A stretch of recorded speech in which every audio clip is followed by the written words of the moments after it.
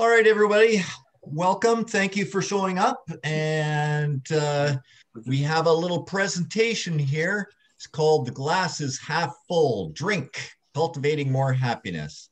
My name is Patrick Myers. I'm a psychologist in private practice in Burnaby, Vancouver, and in Coquitlam, and via telehealth also. Unfortunately, if you're here for a lecture on alcohol and all kinds of wonderful libations, you've come to the wrong place. What we're going to be focusing on is the happiness part, although the libations may make you happy. Basically, what's going to happen is I'm going to start off with some unhappiness. And that's basically in order to try and point you in the direction of that's why we want to talk about happiness.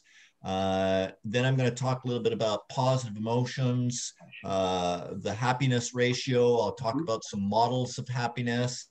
And then I'm actually going to provide you with some ideas on increasing your happiness. Does that sound good so far? Yes. All righty.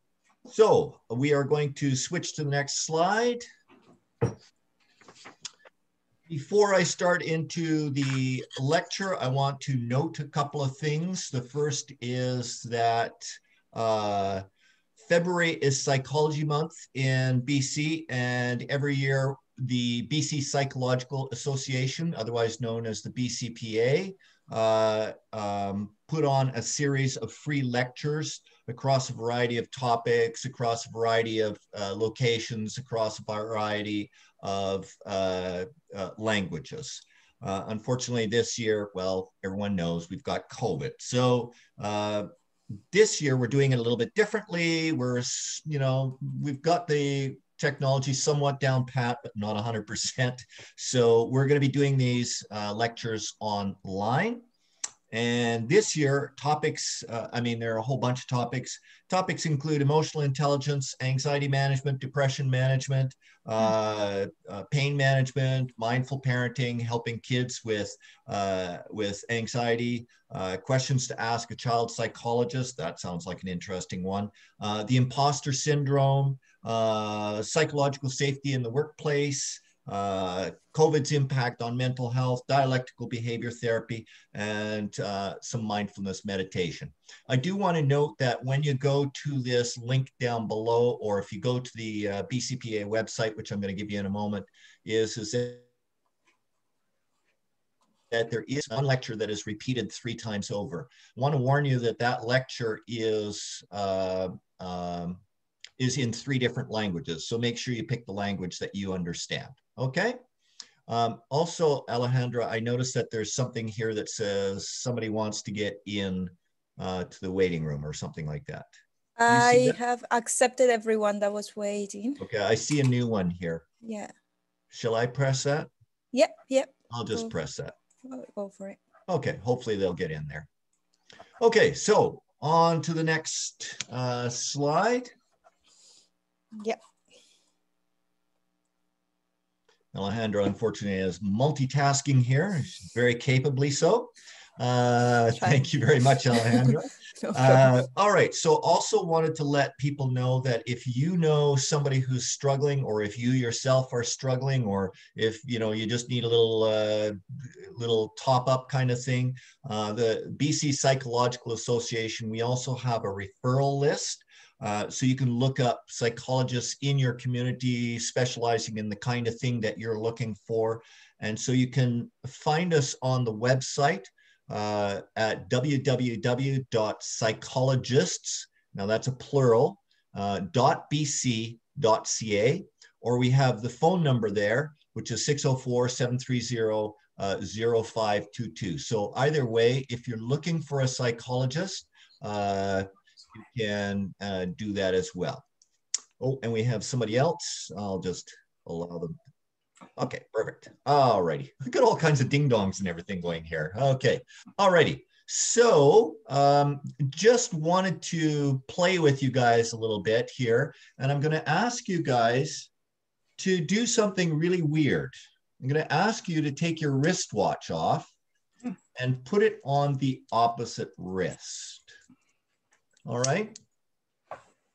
If you have a ring, if you don't have a watch, if you have a ring, put the ring on a different finger. Okay.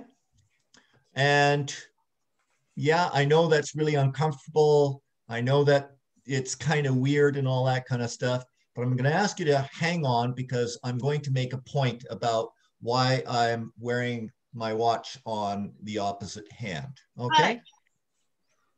Hello. Okay. So then if everyone's changed over their wristwatch and their rings and whatnot, then let's go on to the next slide. Also, what we would like people to do is we would like people to hit their mute button. And what we're going to try and do, just because we're a little bit still trying to figure out technology, we're going to take questions at the end. So then everyone will have a free-for-all for being able to do that.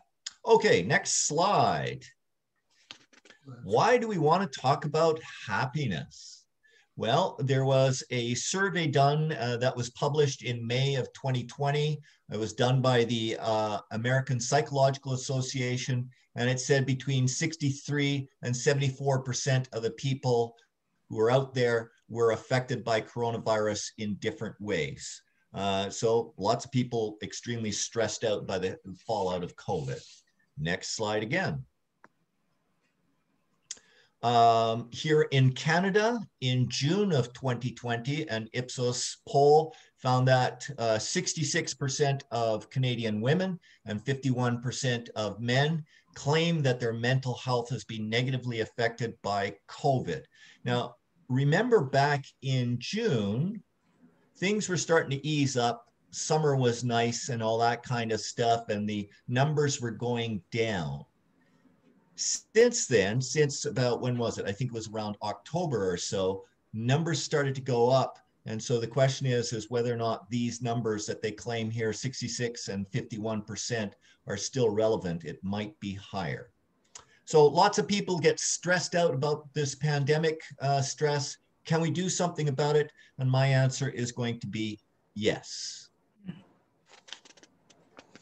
All righty, let's go to the next slide. Next slide, please, Alejandra. There we go. Thank you. So if I can get somebody to hit their mute button, we're echoing here. There, thank you. Okay, so before I get into happiness, though, I want to mention the dark and sloppy side of happiness. Some people have happiness as an end goal. And when it becomes an end goal, then it's either happiness or all the other emotions, such as bored, tired, angry, grief-stricken, proud, embarrassed, curious, anxious, whatever it is. It's either happiness or those things. And if it's one of those myriad of other emotions, then obviously I've failed at happiness. That's not good. And if I can't be happy, then what's the point? So the idea that I put out is that happiness is an emotion. And if you take a look at the word emotion, if you take the E off of emotion, we still have another word called motion. So emotions are always in motion. And it's when we stop the emotions, that's when bad things start happening. So happiness is not a state of being. Happiness is a process of being, is basically what I'm trying to say. Alrighty? Okay, so on to the next one. We have some researchers who have found some interesting ideas. One is the articles on depression and other negative states of being outnumber the articles on happiness by a ratio of 20-1. So there's a real negative bias out there. What's worse is out of all these wonderful articles that are being published out there, only about 7 people on average read any one academic journal article. So, yeah, okay. So we also take a look at television, and we have about 5-1 negative to positive programs. And, you know, we have noted, you know, there are some psychologists who have noted the fact that watching too much television or being on Facebook or those kinds of things can produce negative states of being. So on we go to the next slide. Next slide is even mental health practitioners like me have a tendency to be somewhat biased towards negative states. We go all the way back to Freud. He blamed all our problems on the dark impulses and infantile desires of the id. Whoa, that's kind of scary. At best, Freud thought we could only attain ordinary misery. So one of the things that a lot of counselors ask, and sometimes I even find myself asking this question, and that is, so what's the problem that brings you in today? Okay, so that's not particularly helpful. And what's even worse is that when counselors ask that problem, then in a 2008 study by Bird Craven and colleagues, they found that co-ruminating, just talking about all the negatives between the therapist and the client, or in other words, a focus on problem talk, could lead to greater levels of stress, anxiety, or depression. So we want to have some positive talk in our therapy as well. And we'll get to that in a moment. Okay, let's go to the next slide. So here's a real interesting bias. We can't find anything wrong with you, so we're going to treat you for symptom deficit disorder. Next slide. What is the cost of unhappiness? Well, approximately 10% of Canadians in the workforce between the ages of 18 and 54 suffer from mental health issues. This costs the Canadian economy $51 billion a year in lost productivity. So now this is where I get on my political soapbox and I go, 51 billion. What could 51 billion buy us, right? It could get us perhaps free daycare for those parents who need daycare. It could get us perhaps, what else? Proper premarital counseling. It could give us all kinds of wonderful things. And if we could get people to have a good start in life, then would we need as many people like myself? And I would hazard to say no. Instead, though, we see $51 billion a year in lost productivity, and we see the government instead increasing funding for jails, obsolete helicopters, leaky pipelines, and stuff like that. So, okay, that's me getting on my political soapbox. I'm going to do that one more time towards the end. So my apology if I've offended people. It's just, I think that this is an important point to make, and that's why we want to focus on states of positivity. One more, and then we get into states of positivity. So next slide. We are often told that our teenage years are the best years of our life. You know, we are told, oh, come on, buck up. You know, this is the best years of your life. Go out and have fun. And then in the same sentence, we're told by our parents, and make sure you get good grades in school. Make sure you find a reasonable partner to live with for the rest of your life, and make sure you get a good job.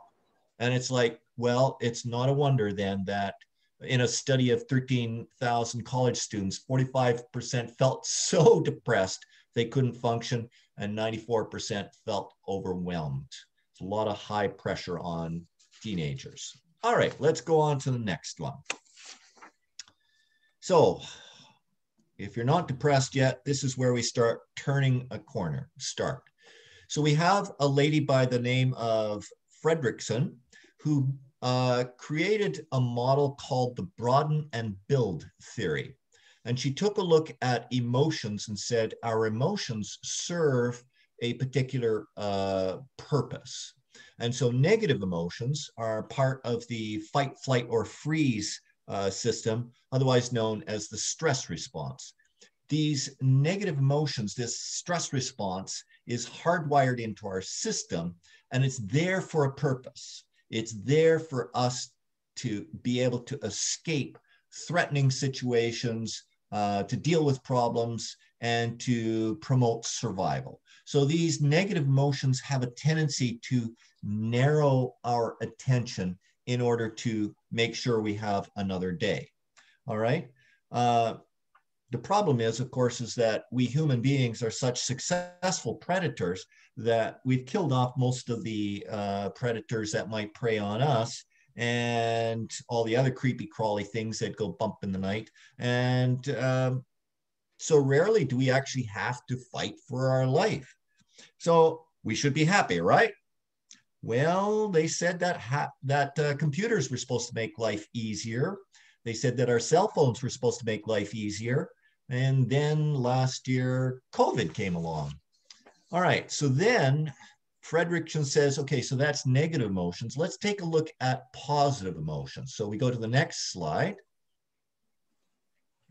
And this is what she refers to as the broaden and build theory. Now, everyone instinctually knows this, but this was something that hadn't really struck people, or hadn't struck, researchers until Fredrickson did this. And she says that positive emotions actually broaden one's ideas. They broaden one's ideas about what is possible. They open our awareness to a broader range of thoughts or behaviors, and we are more likely to engage in these things. Positive emotions help motivate us to explore. These positive emotions then in turn build within us a sense of resilience, a sense of positivity, social connection, new intellectual abilities, physical skills, physical health, all these wonderful things. So she is one of the people out there who is studying what is now referred to as positive psychology. So we'll go on to the next slide then. And we have something called the positivity ratio. For people to flourish, they need a ratio of approximately 3 to 5 positive experiences for every negative experience. Negativity has a real drag on our life. So here's a couple of different people that you see referenced there. Losada was reviewing corporate meetings and discovered that less than 3 positive statements in a board meeting, less than 3 positive meetings to every negative one likely meant that your company was going down the tubes and was not going to be successful. Fredrickson found that general well-being requires people to have at least 3 positive events in their life for every negative event. John Gottman, who talks a lot about couples, I'll mention him again in a moment, found that couples require at least 5 positive experiences, 5 positive things within their relationship to negate every negative experience that they might have. And then Schwartz found that therapy clients eventually need, now this at the beginning we might not, but towards the end, we eventually need to be able to talk about 4 positive experiences for every negative experience in order to benefit from therapy. So I know that one of my colleagues is very big on making sure that we talk about solution talk as opposed to problem talk. Now, the interesting thing is that there's also an approximate upper limit to positivity. And so that approximate upper limit is about 11 positive experiences for every negative experience. So once you get past the 11, things sort of plateau. Things are good, but you don't get even more positive as you go along, okay? So in other words, we need to have some negative experiences in life in order to be able to really appreciate the negative experiences. All right, okay, so let's go on to the next one. Haha. Spending equals growth. Growth equals jobs. Jobs equals security. Security equals happiness. And that's, Mom, why you need to raise my allowance. Well, is that true? Let's go to the next slide. Basically, there was an old song from the Beatles that said, money can't buy me love. It can't buy me happiness either. Or can it? Well, we take a look at what is the value of psychological wealth versus the value of monetary wealth. And we actually find that there is an upper limit to which money can't buy extra love or extra happiness. But many people who focus on things like money, image, and fame are more depressed, less enthusiastic, and suffered more physical symptoms such as headaches and sore throats. Happy people, on the other hand, are more productive on the job and have higher incomes. Cheerful college students generally end up earning more money every year than their dour counterparts. So this isn't just you that we want to make happy. We also want to get you to think about your children as well, in that if you want your kids to be successful, then let's start getting them to be in a more positive state of being as well. Next one, this is my mentor, or one of my mentors, really interesting guy by the name of Michael Yapko. And Michael Yapko has a couple of very neat little sayings. One of them is this one: pills don't teach skills. That doesn't mean that I am against psychotropic medications, but they are not as successful as we have been promised at making you feel happier. So it is important to also have the skills of making yourself happy. All righty. Okay, let's go on to the next one. So here we go. We get into the realm of positive psychology, which tells us what works in human life, what makes people happier, what gives them a greater sense of meaning and satisfaction, and what helps them flourish and function better. So basically, we have a guy by the name of Martin Seligman. He is a psychologist who is renowned for his study of depression and learned helplessness. But then in the year 2000, he threw down the gauntlet at all the rest of us psychologists, and he stated that psychology had gone off the rails and that he was going to start a whole new division within the psychological field called positive psychology. And who he blamed for this was, of all things, his daughter, his 5-year-old daughter. So what had happened was he and his daughter were completing some innocuous task, and she was being a typical playful 5-year-old, doing stuff. And this annoyed Martin Seligman. And he yelled at his daughter and told her to behave. And she walked away for a little while. And then she came back and she said, "Daddy, do you remember before my 5th birthday? From the time I was 3 to the time I was 5, I was a whiner. I whined every day. And then when I turned 5, I decided I'm not going to whine anymore. And that was the hardest thing I've ever done. And Daddy, if I can stop whining, you can stop being such a grouch." And the light bulb went off for Martin Seligman, and he went, yeah, why am I doing this? So although there were lots of other people who were doing research on positivity and happiness and whatever else you want to call it, fruitful life, thriving, flourishing, Martin Seligman was the one who basically started this whole field of positive psychology. A recent study by Dow and people is that they conclude that mental well-being is something that can be cultivated through intentional mental training. So we're going to start looking at that mental training. First of all, we're going to look at some different theories about what makes a healthy, happy life. So this is the work of Carol Riff, and she came up with a bunch of different ones. So she has self-acceptance, accepting your strengths and your weaknesses, accepting your good qualities and your bad qualities, positive relations with other people, appreciating the fact that we're supposed to be different, autonomy, which is basically the idea of being able to be myself, but at the same time still being within a relationship. So I'm not going to totally give in to relationships. I'm also going to do some things my way. A purpose in life is the fact that I feel that there is a meaning to being, There's a meaning to the present, there's a meaning to the past, there's a meaning to all kinds of things. And this is whereby then I start setting goals in life. Environmental mastery refers to the ability to choose or create situations suitable to personal needs. And this is sometimes known as self-efficacy. I'm able to do things. I'm able to take on challenges.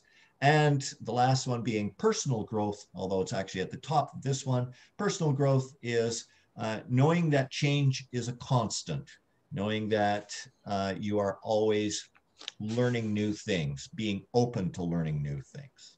All right, so that is Riff. Oh, iPhone has entered the waiting room. Is iPhone somebody of ours? Oh, you've let them in. Okay, perfect. Okay, so then we have another individual. This is the work of Stephen Hayes and a whole pile of colleagues.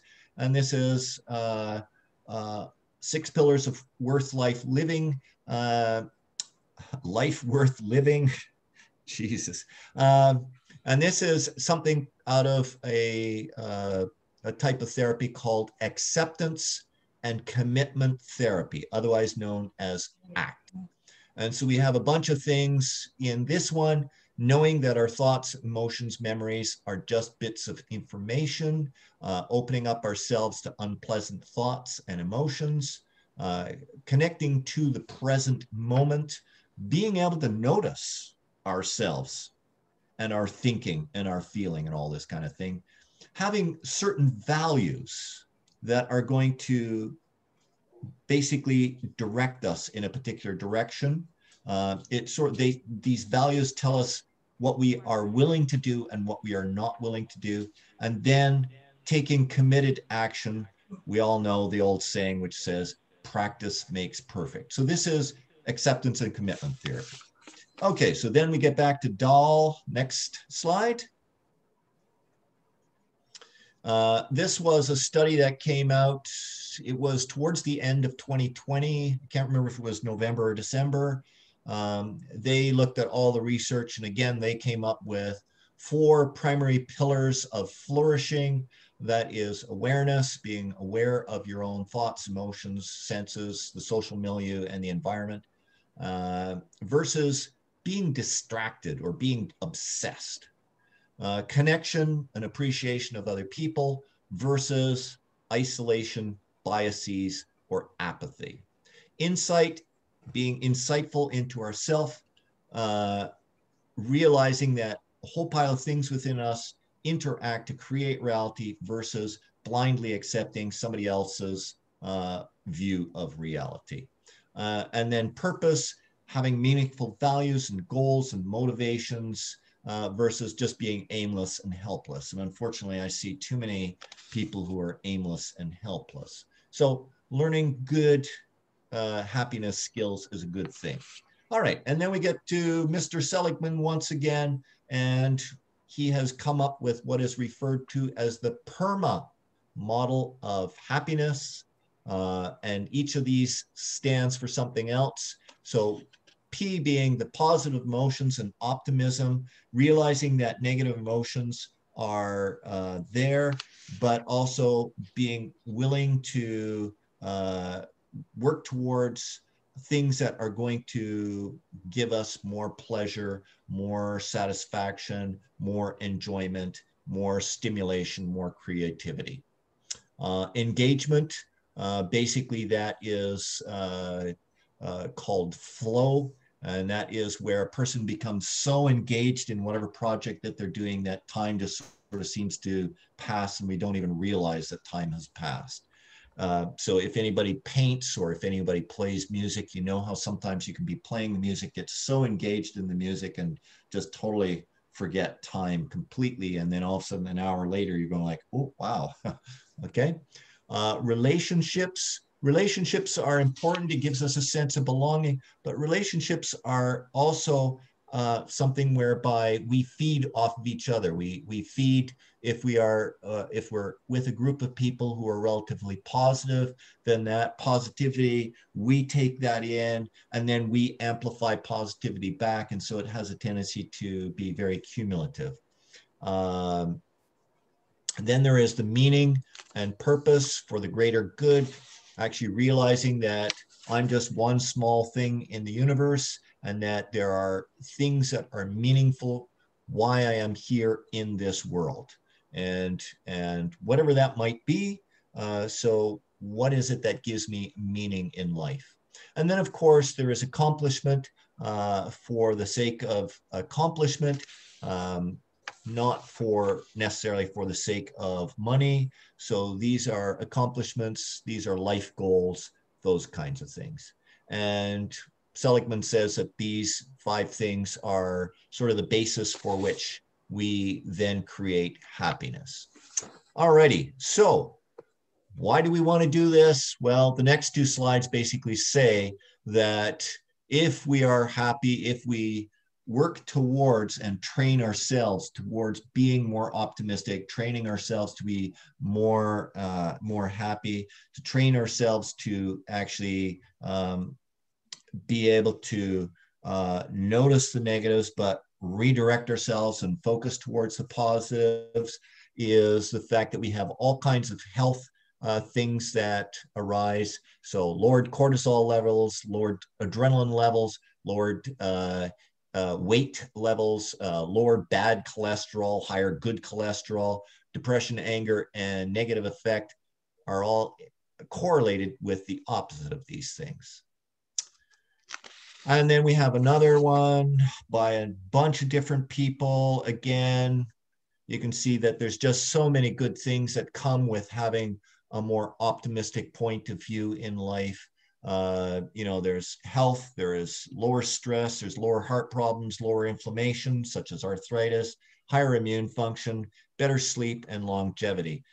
I also was taking a look the other day at the positive psychology groups are also right now conducting a study to see if positive people are more immune to COVID-19 than people who are more negative.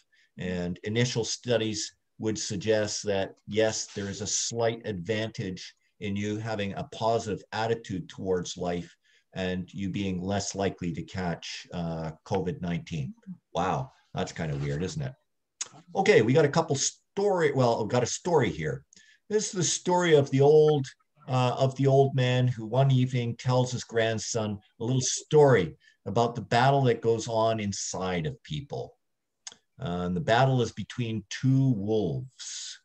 So one of the wolves is evil. It is anger. It is envy. It is sorrow. It is regret, greed, arrogance, self-pity, guilt, resentment, inferiority, lies, false pride, superiority, and ego. And the other wolf, on the next slide, the other wolf is good.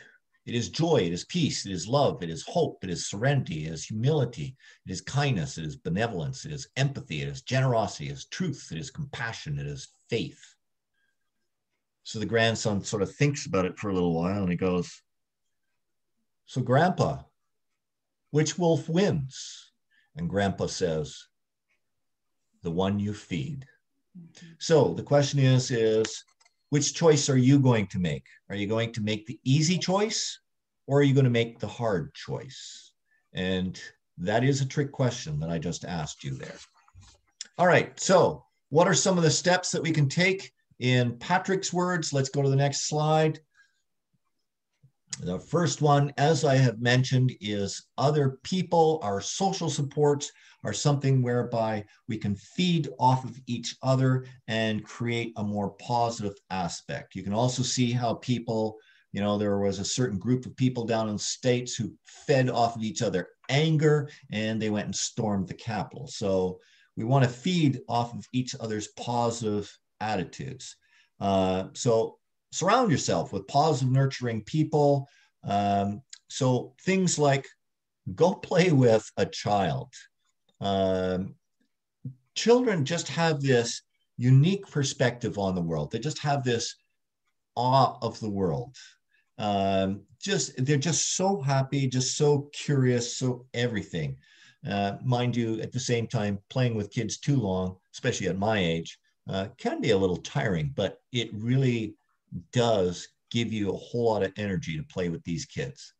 Other things is realize, someday you're going to be old. So take some time out and go visit your grandparents now. Okay. Let's keep that habit going. Rekindle old friendships, join a club, make new friends, join a political party, volunteer or something like that. Join a sports league.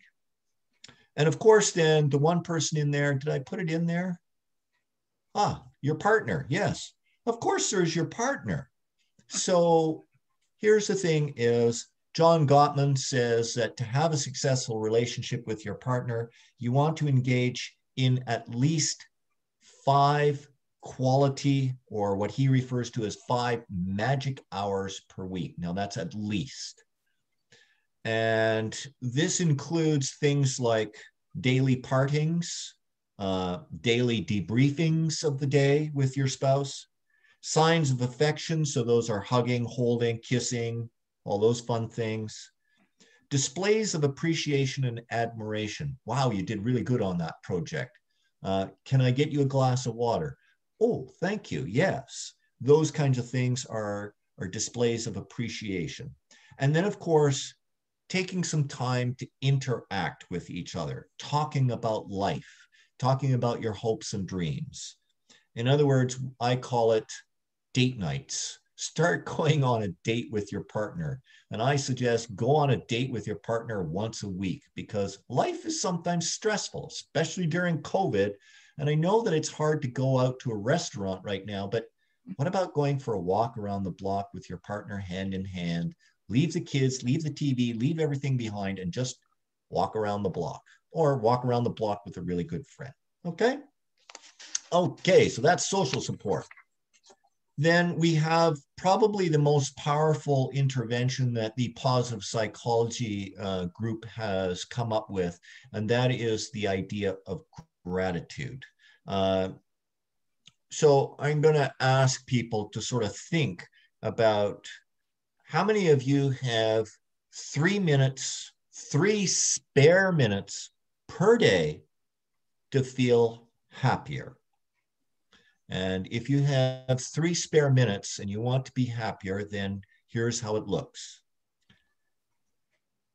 Either just before, just after, or during breakfast, your first coffee break, your first lunch break, your second coffee break, supper, and before bed, focus for 30 seconds.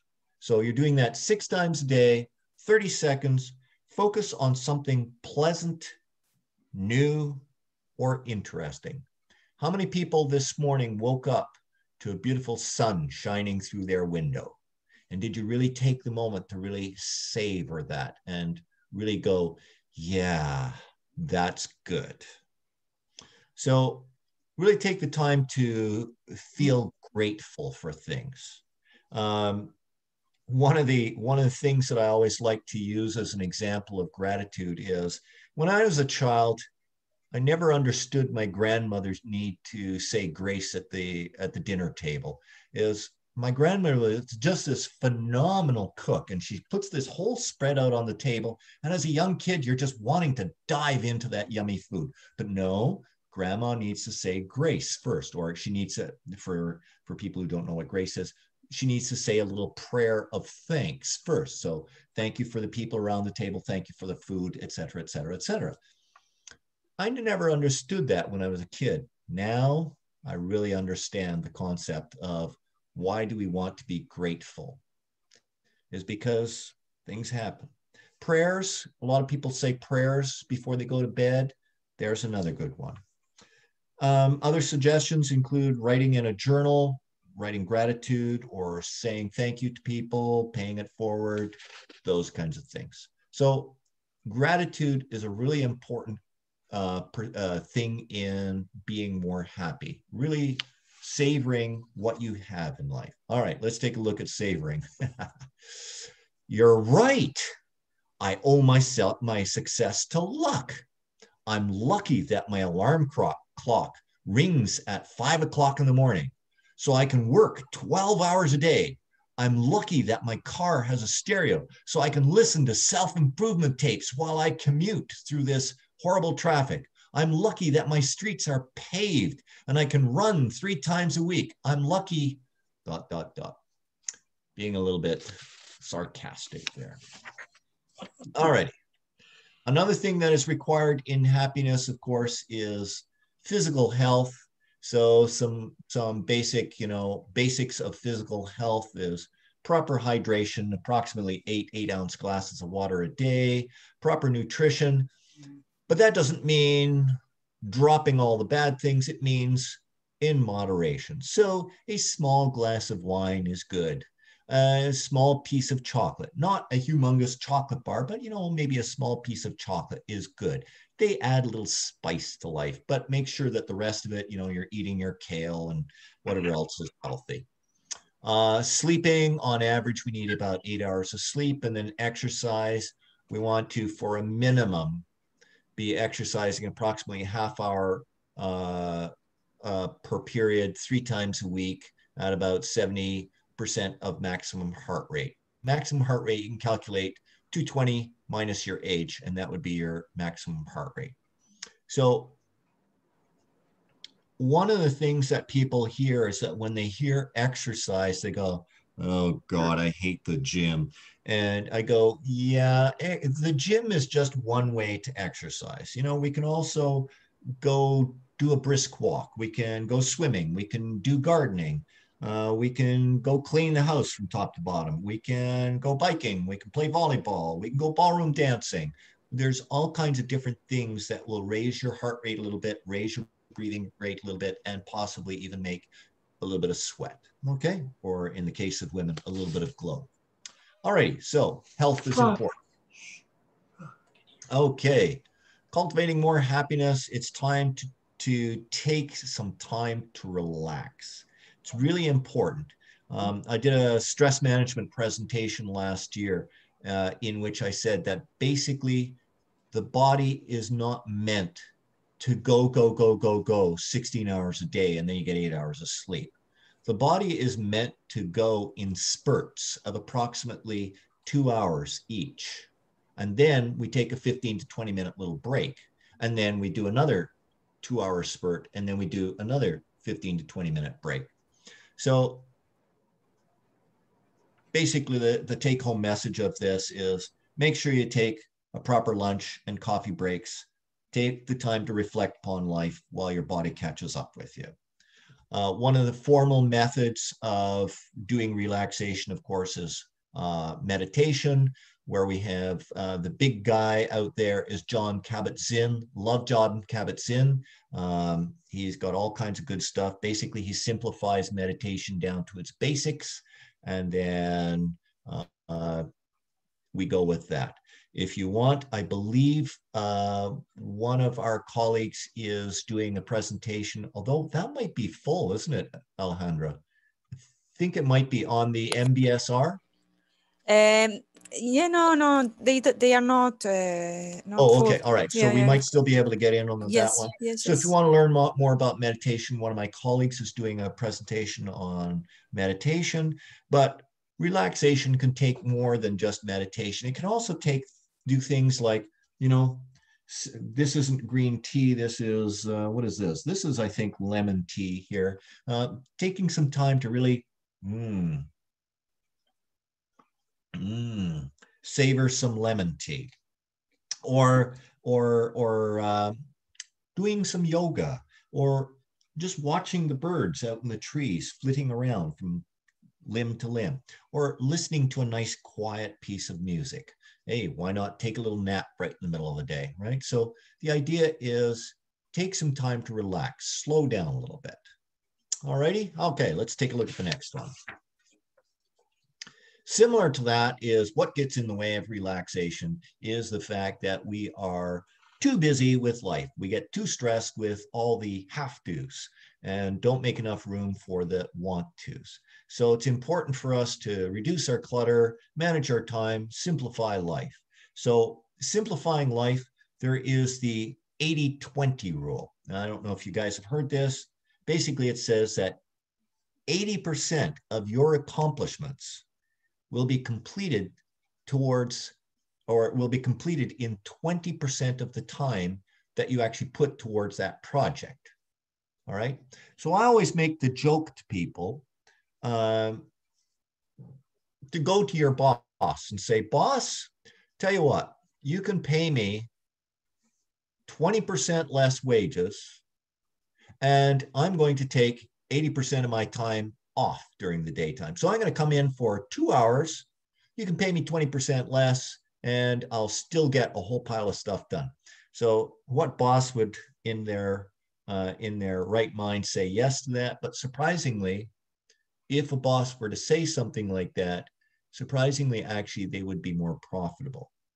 So it's really important to balance what I call the have tos or work with the want tos, which are what I would classify as play. So really balancing work and play. So what would that balance look like? Well, generally we need to sleep 8 hours, we need to work 8 hours, and then that means we have play for 8 hours a day. But it doesn't quite work that way. So we have rush hour traffic that gets in the way. We have bills that get in the way. We have to clean the house. We have to take care of our kids. And by the end of the day, we only have 3 hours left to play. And that's where I say, okay, that's why society went and invented the weekend, whereby we have a whole lot more time to play and a whole lot less time to work. I also encourage people to throw in a little bit of unscheduled time, because life happens. And so sometimes if we throw in a little bit of unscheduled time, we can make up for the work that we missed, or if we throw in a little bit of unscheduled time, we can make up for the play that we missed. Okay. All right. So the best laid plans sometimes go awry, but do your best to manage your time and balance the have tos and the want tos. Let's go on to the next one. All right. Cultivating more happiness also involves establishing a connection to something bigger than you. So I don't know, whatever your definition of what bigger than you is. So help out at the church bazaar, give to a charity, volunteer at your kids' school, rally for the environment, protest the pipeline, join a soccer team, sing in a choir, join a political rally, take in a rescue animal as a pet, or do a free public presentation on happiness. Whatever your definition of meaningful is, realize that there is more to life. So I'm going to say, go out and join the world in your own unique, special way. One of the things that I throw out to people is, and I'm going to use this, although it's not a very good example, I'm going to use this can as a symbol of a garbage can.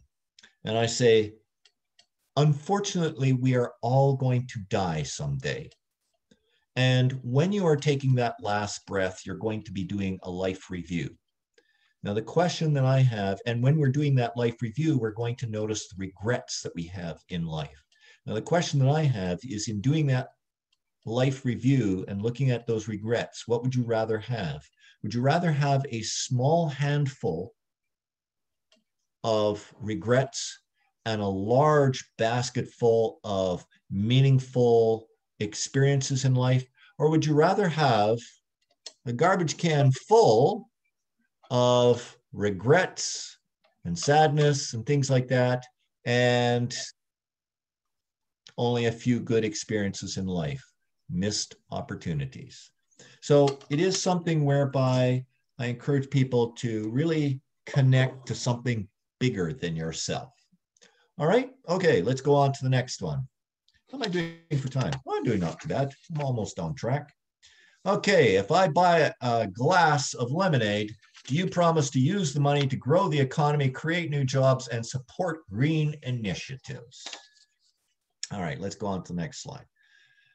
So it's really a cool idea to sit and listen to a fascinating lecture on cultivating more happiness, but it also requires you to actually take this information and actually go and do something with it. So get engaged with life. Engage in something that's creative. Engage in something that's novel. Engage in something whereby you're going to increase that happiness quotient. So in other words, turn off the TV, do something creative, do something fun, do something weird, do something meaningful in your life, okay? Skip Survivor or Young and Restless or whatever you zone out on TV or in your video games or in your Facebook. It's like, let's go and join life, all right? Okay. Similarly to that, I'm going to ask people, what time is it? And think about it. Which wrist did you look at first? And if you looked at the wrong wrist, did you have a little giggle out of this? So one of the keys to cultivating happiness is do one small thing different every day. Now, typically, what people do is they wear their wristwatch on the non-dominant hand. I did this do one small thing different every day so often that my watch actually now feels more natural to sit on the dominant wrist. So imagine if you were to brush your teeth with your non-dominant hand. Well, you'd have toothpaste all over your face and you'd get a good giggle out of all the toothpaste. But if you kept on practicing that, then all of a sudden now you've got two hands with which you get to choose. Let's see, which hand am I going to brush my teeth with tonight? So it's okay. You can now switch everything back if you haven't already done so. One of the examples that I remember of doing one small thing different every day is I remember driving home after work and on purpose, this was around Christmas time, on purpose, I took a different route, took a different road through the neighborhood. And all of a sudden I came across a neighbor a couple of blocks over who had about an 80-foot pine tree in his front yard, completely covered in Christmas tree lights. And you're driving along, you see these people, they put a little bit of Christmas lights along the roof of their house, but this guy had this humongous tree covered in lights. And I just had to stop and look, and I was just completely awestruck. That memory still sticks with me 20 years later. So do something small and different each day. All righty, let's keep going here. So if you're really interested in really diving into this, you can learn more about happiness. You can actually take a 5-part Positive Psychology Foundations University course at Coursera. It's free. So you just go to Coursera and look for the happiness courses. There's also the authentichappiness.org where you have the strengths questionnaire. And so you can assess your top strengths and think of ways in which you can use those strengths in a more positive way in your daily life. All right. So all kinds of cool stuff out there to learn more happiness. One of the ideas to learn more happiness is I take this question from a guy by the name of Nathaniel Braden. I've gone and slightly adapted it. And I say, ask yourself this question. If I bring 5% more happiness into my life, now what would you say in completing that sentence? I would do, or I would experience, or better things would. What would you finish that sentence off with? And then let's take the results of that sentence. And then next slide, let's take a look at actually putting this into action. And this is Sean Aker's 20-second rule. So bring the desired habit 20 seconds closer to you, and then put the undesirable habit or the distraction, put it 20 seconds farther. So the typical example that I use in this is, suppose that I want to learn how to play guitar. Okay. So I keep on thinking, I want to learn how to play guitar, but I've had a long day at work. I'm fatigued And I just come home, plunk myself down on the couch, and I start watching TV. And I keep on thinking, oh, you know, it'd be really nice if I learn how to play guitar, but I don't do it. So at the end of the night, this is the thing that I'm going to suggest. When you turn your TV off, turn the remote over and take the batteries out of the remote. Put them in your pocket and take them to your bedroom. But before you go to bed is also make sure that you find that guitar wherever it's hidden in the closet. Go find the sheet music wherever it's hidden on the table or on the desk. Put them both on the couch. Take the batteries, take them all the way to the bedroom, stick them in the bedroom dresser. The next night, what's going to happen is you're going to be tired. You're going to come home from work and you're going to want to watch some TV. So here you go. You hit the remote and, oh, it's not working. Oh, yeah, there's no batteries in this thing. And then you take a look to the side and you go, and I did want to learn how to play this guitar, so I might as well pick up the guitar and start learning how to play guitar. Oh, somebody can turn there. Thank you. So the idea is that this particular principle is based on a fundamental human quality, and that is we are all lazy.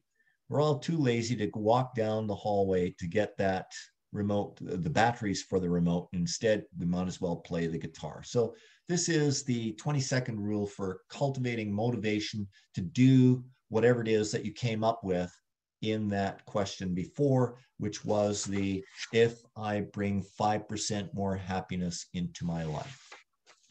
What about teaching positive skills? Yes, Seligman and his colleague found they created a positive psychology curriculum for school children. This is a thing that came out about, I think, 2 or 3 years ago. They have since done more research since and found the same results happen over and over and over again. And they found that when they have a positive curriculum in the school, a positive psychology curriculum in the school, in addition to your math and your reading and your spelling and all that kind of stuff, is that kids on average scored approximately 5% higher on their marks than did their counterparts who were not given a positive psychology course. So again, if you want your kids to be successful, think about learning to teach them about positive skills. All right, let's take a look at the next one.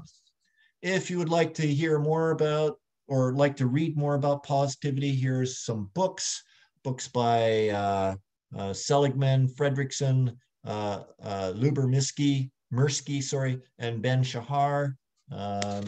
Some books there. Next page, again, some more books. There's Sean Akers' book. There's Diener's book. And remember I mentioned John Kabat-Zinn earlier. He is contributor to a book called The Mindful Way Through Depression. Yes, they're talking about depression, but they're trying to get people to be more happy. And the nice thing, why I like this particular book is not only do you get a book which has got useful information in it, but it also has a CD of John Kabat-Zinn actually working you through a set of mindfulness skills. There's also lots of apps out there. I think the biggest one that's out there that some people tell me about is Headspace, but there's also others, Calm, and a bunch of others. So lots of other people who you might want to go read. What else we got? Some places to go for, sorry about that. I see that this is, back to the websites. Sorry. I just realized that I went and checked out some of these websites, and I realized that the bottom two are no longer functioning properly. So all the other websites work well. You can get a positivity ratio test at Barbara Fredrickson's website. You can get some free downloads of happiness stuff at Wiley. You can get this authentic happiness and the VIA survey of character strengths. There's positive psychology in the news. And then there's Ed Diener and Sonia Luber-Minsky. Mirsky, sorry, who have some websites that are very interesting as well. Unfortunately, those bottom two don't work anymore. I did have it corrected, but I've forgot to save that, so my apologies. But you can just put them into a website and you can find all kinds of cool stuff out there. Okay, let's go on to the next one.